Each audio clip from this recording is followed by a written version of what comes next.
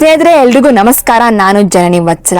ಕನಿಷ್ಠ ಪಕ್ಷ ಒಂದು ನೀಟ್ ಪರೀಕ್ಷೆಯನ್ನು ಸಹ ಕ್ರಮಬದ್ಧವಾಗಿ ಮಾಡೋಕ್ಕೆ ಬರಲಿಲ್ಲ ಅಂದರೆ ಯಾಕೆ ಪರೀಕ್ಷೆಗಳನ್ನು ಮಾಡಬೇಕು? ಯೋಚನೆ ಮಾಡಿ. 22 ಲಕ್ಷದ ವಿದ್ಯಾರ್ಥಿಗಳ ಭವಿಷ್ಯವನ್ನು ಹಾಳು ಮಾಡಿದಂತಹ ಸರ್ಕಾರ ಇದು.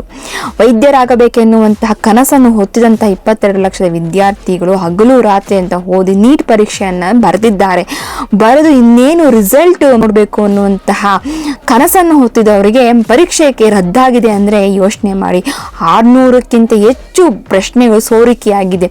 ಒಂದು ವಿದ್ಯಾರ್ಥಿ ಪರೀಕ್ಷಾ ಕೊಠಡಿಗೆ ಬಂದಾಗ ಅವನಲ್ಲಿ ಏನಾದರೂ ಅನುಮಾನವನ್ನುಂಟು ಮಾಡದಂತಹ ಸಂಗತಿಗಳಿದ್ರೆ ಅವನನ್ನು ದೂರ ತಳ್ತೀರ.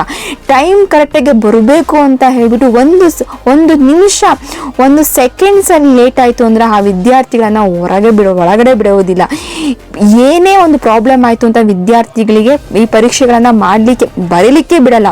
ಇಂತಹ ವ್ಯವಸ್ಥಿತವಾಗಿ ಮಾಡುವಂತಹ ಪರೀಕ್ಷೆಗಳನ್ನು ನೀವು ಎಷ್ಟರ ಮಟ್ಟಿಗೆ ಏನು ಒಂದು ಪ್ರಶ್ನೆನ 2 ಪ್ರಶ್ನೆನ 600 ಪ್ರಶ್ನೆಗಳು ಲೀಕ್ ಆಗಿದೆ ಅಂದರೆ ಯೋಚನೆ ಮಾಡಿ ಎಷ್ಟರ ಮಟ್ಟಿಗೆ ವ್ಯವಸ್ಥಿತವಾಗಿ ಪರೀಕ್ಷೆಗಳನ್ನು ಮಾಡ್ತಿದ್ದಾರೆ ಅಂತ.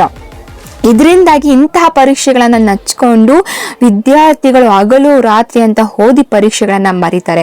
ಈ ಪರೀಕ್ಷೆ ಬರೆಯೋಕ್ಕೆ ಬರೀ ಓದೋದಂತಲ್ಲ, ಸಂಬಂಧಪಟ್ಟಂತಹ ಪುಸ್ತಕಗಳನ್ನ ತೆಗೆದುಕೊಳ್ಬೇಕು, ಅಕಾಡೆಮಿಗಳಿಗೆ ಹೋಗಬೇಕು, ಕಷ್ಟಪಟ್ಟು ಓದಬೇಕು, ಆ ಒಂದು ಕಾನ್ಸಂಟ್ರೇಷನ್ ಮಾಡಿ ಈ ಪರೀಕ್ಷೆಗಳನ್ನು ಬರೀಬೇಕು.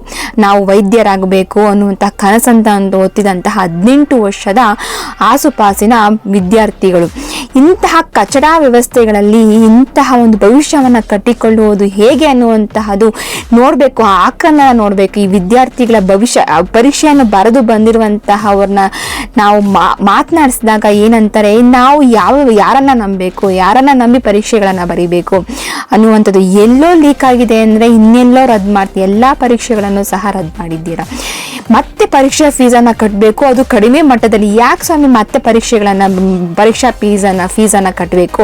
ನೀವು ಮಾಡಿದಂತಹ ತಪ್ಪುಗಳಿಗೆ ಉಚಿತವಾಗಿ ಮತ್ತೆ ಪರೀಕ್ಷೆಗಳನ್ನು ಭರಿಸಬೇಕು, ಉಚಿತವಾಗಿ ವ್ಯವಸ್ಥಿತವಾಗಿ ಮಾಡಿಕೊಡ್ಬೇಕು.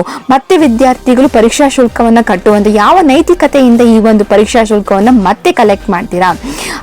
ನೀವು ಮಾಡುವಂತಹ ನಿಯಮಗಳು ನಿಮಗೆ ಅನ್ವಯಿಸಲ್ಲ. ಪರೀಕ್ಷೆಗೆ ಬರುವಂತಹ ವಿದ್ಯಾರ್ಥಿಗಳನ್ನ ಸ್ಕ್ಯಾನ್ ಮಾಡಿ ಒಳಗಡೆ ಕರ್ಕೊಂಡವರು ಒಂದು ಪ್ರಶ್ನಾ ಪತ್ರಿಕೆಗಳನ್ನು ಕ್ರಮಬದ್ಧವಾಗಿ ವ್ಯವಸ್ಥಿತವಾಗಿ ರಕ್ಷಣೆ ಮಾಡೋಕ್ಕೆ ಬರಲಿಲ್ಲ ಅಂದರೆ ನೀವು ಪರೀಕ್ಷೆಗಳನ್ನು ಮಾಡುವಂತಹ ನೈತಿಕತೆ ಯಾವ ರೀತಿಯಾಗೂ ಇಲ್ಲ. ಇದರಿಂದಾಗಿ ಎಷ್ಟು ವಿದ್ಯಾರ್ಥಿಗಳು ತಮ್ಮ ಭವಿಷ್ಯವನ್ನು ಕಳೆದುಕೊಂಡಿದ್ದಾರೆ, ನಂಬಿಕೆಯನ್ನು ಭರವಸೆನೇ ಇಲ್ಲ ಅಂತಾಗಿದೆ. ಸೊ ದಯವಿಟ್ಟು ಹೇಳ್ತಾ ಇದ್ದೀನಿ, ವಿದ್ಯಾರ್ಥಿಗಳ ಭವಿಷ್ಯದ ಮೇಲೆ ನೀವು ನಾಟಕವನ್ನು ಹಾಡಬೇಡಿ. ಈ ಒಂದು ಪರೀಕ್ಷೆ ರದ್ದುಗೊಳಿಸಿರೋದಕ್ಕೆ ನಿಮ್ಮ ಹೊಣೆಗಾರಿಕೆಯಿಂದ ಮತ್ತೆ ವಿದ್ಯಾರ್ಥಿಗಳ ಮೇಲೆ ಫೀಸ್ ಅನ್ನುವಂತಹ ಶುಲ್ಕದ ಬರೆಯನ್ನು ಹಾಕಬೇಡಿ. ನೀವು ಮಾಡಿದಂತಹ ಕಚಡ ವ್ಯವಸ್ಥೆಗಳಿಗೆ ನೀವೇ ಉಚಿತವಾಗಿ ಮತ್ತೆ ಪರೀಕ್ಷೆಯನ್ನು ಬರೆಸಲೇಬೇಕಾಗಿದೆ. ಸೊ ದಯವಿಟ್ಟು ಇಂತಹ ಭ್ರಷ್ಟಾಚಾರ ವ್ಯವಸ್ಥೆಯನ್ನು ಪೋಷಕರು ಸಹ ಅರ್ಥ ಮಾಡ್ಕೊಳ್ಬೇಕಾಗಿದೆ.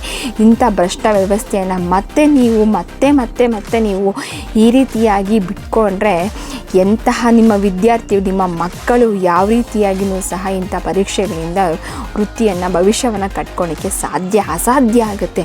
ಈ ವ್ಯವಸ್ಥೆ ಈ ರೀತಿಯಾಗಿದೆ. ಹಗರಣಗಳು, ಭ್ರಷ್ಟಾಚಾರಗಳು, ದುಡ್ಡಿಗೋಸ್ಕರ ಪ್ರಶ್ನಾ ಪತ್ರಿಕೆಗಳನ್ನು ಸಹ ಮಾರಾಟ ಮಾಡುವಂತಹ ವ್ಯಕ್ತಿಗಳು ಆ ವ್ಯವಸ್ಥೆ ಒಳಗೇ ಇದ್ದಾರೆ. ಆದರೆ ಮಾಧ್ಯಮದಗಳು ಮುಂದೆ ನಾಟಕ ಆಡ್ತಾರೆ. ಎಜುಕೇಷನ್ ಮಿನಿಸ್ಟರ್ ರಿಪೋರ್ಟರಿಗೆ ಉತ್ತರ ಕೊಡಲಿಕ್ಕೆ ಆಗದೆ ಕದ್ದು ಮುಚ್ಚಿ ಓಡುವಂತಹ ಪರಿಸ್ಥಿತಿ ಇದಾಗಿದೆ. ದೊಡ್ಡ ಭಾಷಣಗಳು, ದೊಡ್ಡ ಮಾತುಗಳು ಆಡಬಹುದು. ಆದರೆ ಇಲ್ಲಿ ಹಾಳಾಗಿ ಹೋಗಿರುವಂಥದ್ದು, ಕಳ್ಕೊಂಡಿರುವಂಥದ್ದು, ಸಮಯ ಕಳ್ಕೊಂಡಿರುವಂಥದ್ದು, ದುಡ್ಡು ಕಳ್ಕೊಂಡಿರುವಂಥದ್ದು, ಭರವಸೆ ಕಳ್ಕೊಂಡಿರೋ ತಮ್ಮ ಭವಿಷ್ಯವನ್ನು ಹಾಳು ಮಾಡ್ಕೊಂಡಿದ್ದಾರೆ. ಇದಕ್ಕೆಲ್ಲ ನೇರ ಹೊಣೆ ಅಂದರೆ ಈ ವ್ಯವಸ್ಥೆಗೆ ಅವರನ್ನೇ ಮತ್ತೆ ಗೆಲ್ಲಿಸುವಂತಹ ಜನರು. ಅದೇ ಈಗ ನೀಟ್ ಪರೀಕ್ಷೆಗಳನ್ನು ಬರಿತಿದ್ರಲ್ಲ ಆ ಪೋಷಕರು ಎಲ್ಲರೂ ಸಹ ಸರಿಯಾಗುತ್ತೆ. ಈ ವ್ಯವಸ್ಥೆ ಸರಿಪಡಿಸ್ಬೇಕು ಅಂದರೆ ನೀವೆಲ್ಲರೂ ಮತ್ತೆ ಪಾಠವನ್ನು ಕಲಿಬೇಕಾಗಿದೆ. ಈ ಪಾಠ ಕಲಿಯೋದು ಹೀಗೆ ಕಲಿಸ್ತಾ ಇದ್ದಾರೆ ನೋಡಿ. ಮತ್ತೆ ಪರೀಕ್ಷೆಯನ್ನು ಬರಿಬೇಕು, ಮತ್ತೆ ಫೀಸನ್ನು ಕಟ್ಟಬೇಕು, ಮತ್ತೆ ಇನ್ನೊಂದ್ಸಲ ಸಿದ್ಧತೆಗಳನ್ನು ಮಾಡ್ಕೋಬೇಕು ಅಂದರೆ ವಿದ್ಯಾರ್ಥಿಗಳು ಮತ್ತು ಪೋಷಕರಿಗಷ್ಟೇ ಗೊತ್ತಾಗುತ್ತೆ.